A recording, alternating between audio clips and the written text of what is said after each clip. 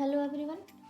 पिछले वीडियो में हमने झारखंड में जो जनजातीय विद्रोह हुआ था उनमें से हमने ढाल विद्रोह और चुआर विद्रोह दो प्रमुख विद्रोह के बारे में पढ़ा था, जिसमें से जो ढाल विद्रोह था ये 1767 में शुरू हुआ था और 1777 तक चला था, जबकि जो चुआर विद्रोह था ये 1769 में शुरू होकर 1805 तक चला था। आज हम दो अन्य महत्वपूर्ण विद्रोह के बारे में पढ़ेंगे।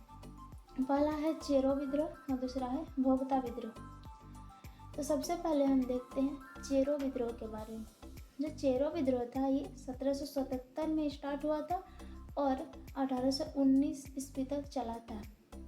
ये दो चरण में कंप्लीट हुआ था। जो चेरो विद्रोह था ये दो चरण में हुआ था। जो प्रथम चरण था ये हुआ था 1770 से 71 में चला था और जो द्वितीय चरण था ये 1800 से 1819 तक चला था। तो प्रथम चरण को हम पहले देखते हैं।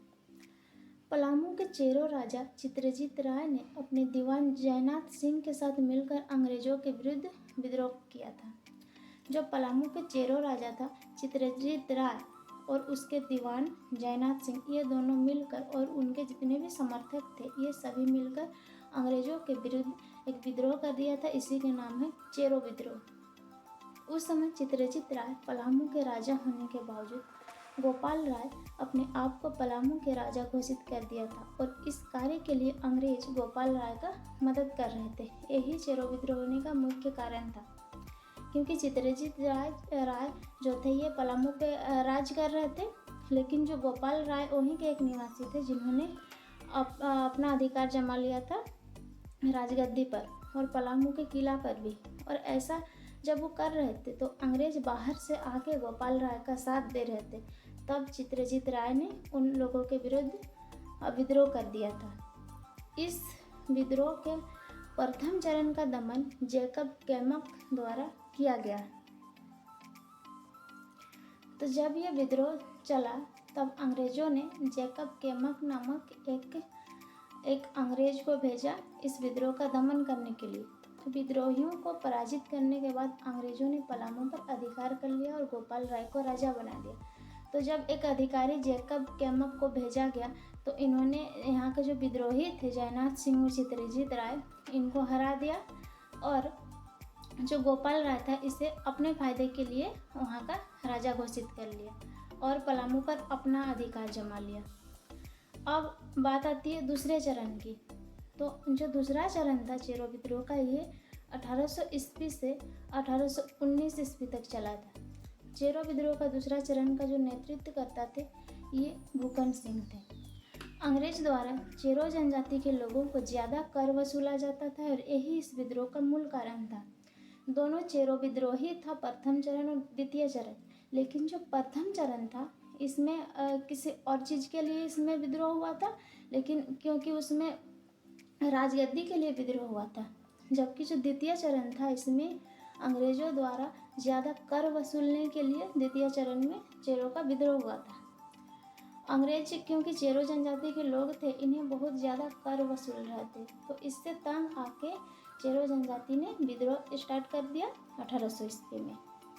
1802 ईस्वी में भूकन सिंह को अंग्रेजों के द्वारा फांसी दे दी गई। इसके बाद यह विद्रोह कमज़ोर पड़ गया। द्वितीय चरण के जो नेतृत्व करता थे ये भूकन सिंह थे। तो 1802 ईस्वी में 1800 में ये विद्रोह शुरू हुआ था और 1802 ईस्वी में भूकन सिंह को ही अंग्रेजों ने फांसी दे दी और यह विद्रोह 1802 ईस्वी में कमज़ोर पड़ गया था। तो भूकन सिंह को फांसी देने के बाद ये विद्रोह कमज़ोर पड़ गया था, लेकिन ये जो द्वितीय चरण का विद्रोह था ये पूरा बंद नहीं हो गया था। तो 1809 ईस्वी में अंग्रेजों द्वारा जमींदारी पुलिस बल का गठन किया गया था ताकि इस विद्रोह का पूरी तरह से दमन किया जा सके। तो अगर पूछा जाए कि जमींदारी पुलिस बल का गठन कब और किसके द्वारा की गई थी, तो ये 1809 ईस्वी में अंग्रेजों द्वारा की गई थी। और जो चेरो विद्रोह का द्वितीय चरण था इसको दमन करने के लिए इन लोगों ने ये किया था।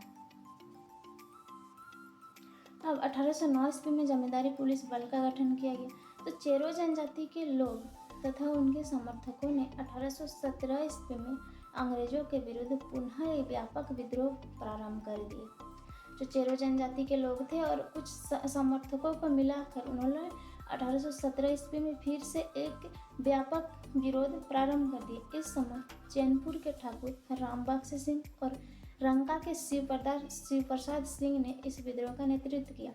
जो द्वितीय चरण था इसके नेतृत्वकर्ता भूकन सिंह थे, लेकिन क्योंकि अंग्रेजों ने इनको फांसी दे दिया, तब इस विद्रोह में जो रामबख्श सिंह थे चैनपुर के ठाकुर थे और रंका के शिव प्रसाद सिंह, इन दोनों ने इस विद्रोह का नेतृत्व करने लगा। इस विद्रोह का दमन करने के लिए अंग्रेजों ने रफरेज नामक अधिकारी को नियुक्त किया, परंतु विद्रोह का दमन नहीं किया जा सका। अब क्योंकि फिर से ये लोग विद्रोह स्टार्ट कर दिए थे, तो इस बार अंग्रेजों ने दमन करने के लिए रफरेज नामक अधिकारी को नियुक्त किया, लेकिन रफरेज आकर भी इस विद्रोह को पूरी तरह से ख़त्म नहीं कर सका। धीरे धीरे अंग्रेजों ने 1819 ईस्वी में पलामू को नीलाम करने के नाम पर अपने अधिकार में ले लिया। क्योंकि किसी भी ओर से अंग्रेज इस विद्रोह का दमन नहीं कर पा रहे थे, तो ये चालाकी करके जो पलामू का किला था, इसे पलामू को नीलाम करने के नाम इन लोगों ने कहा कि हम पलामू को नीलाम कर रहे हैं, और इसके नाम से इन लोगों ने पलामू को ही अपने अधिकार में ले लिया 1819 ईस्वी में। अब दूसरा है भोक्ता विद्रोह। ये कोई दूसरा नहीं है बल्कि चेरो विद्रोह के समय ही ये वही लोग द्वारा, जो जयनाथ सिंह थे चित्रजीत राय दीवान, उन्हीं के द्वारा भोक्ता विद्रोह एक तरफ शुरू किया गया था।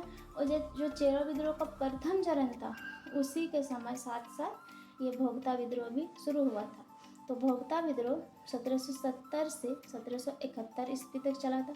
भोक्ता विद्रोह 1770 में चेरो विद्रोह के साथ ही शुरू हुआ था, और इसका कारण भी वही था जिस कारण से चेरो का प्रथम विद्रोह शुरू हुआ था, उसी कारण से भोक्ता लोग भी एक तरफ विद्रोह कर दिए थे अंग्रेजों पे। इस विद्रोह का नेतृत्व जयनाथ सिंह भोक्ता ने किया, जो कि चित्रजीत राय का दीवान था।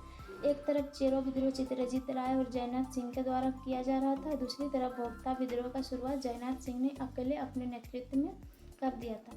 इस विद्रोह में भोक्ता एवं चेरो मिलकर अंग्रेजों से लोहा लिया था। ये दोनों भोक्ता और चेरो साथ साथ मिलकर अंग्रेजों से युद्ध लड़ा था।